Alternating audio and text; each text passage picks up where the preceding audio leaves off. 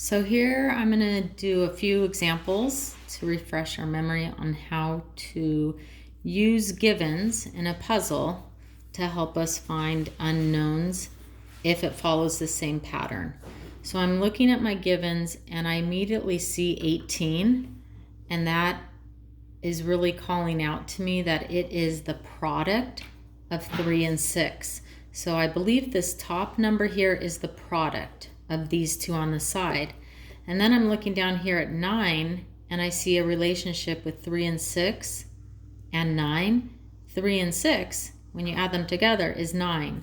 So it looks like the top number is the product, the bottom number is the sum of these two on the right and the left. So I'm going to use that pattern to solve for the unknown here.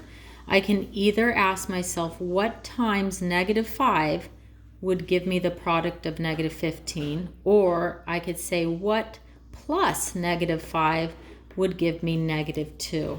And I believe the solution, the missing part, the factor or the addend would be 3. And I'm just going to check it really quick.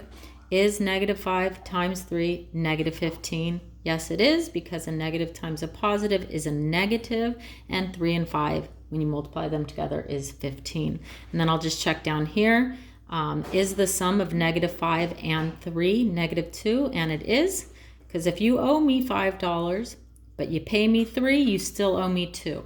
So that's one puzzle. I'm going to look at this next puzzle and I'm going to try to see relationships. So I'm looking, I'm problem solving, and something I do notice is if I have a 10 and a -2 and I add them together, I get 8. So this top number in this puzzle is not a product anymore, it's a sum of these two. And if I look down at -5, the relationship I notice is if I take 10 and divide it by a -2, I get -5. So it looks like -5 is the quotient of these two, and it looks like 8 is the sum of those two. So I'm going to use that pattern, and we're missing the quotient here. The quotient is the answer to a division problem. So if I take 15 and divide it by 3, I get 5. And I'm just going to see if my thinking was accurate for the top number as well. I thought it would be the sum of these two, and 15 plus 3 is 18.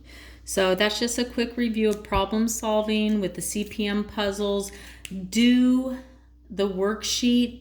Do as many of them that you feel you need for practice. I would say work on it for 20 minutes, and then you're going to go to the puzzle piece, the task, and complete that for a grade.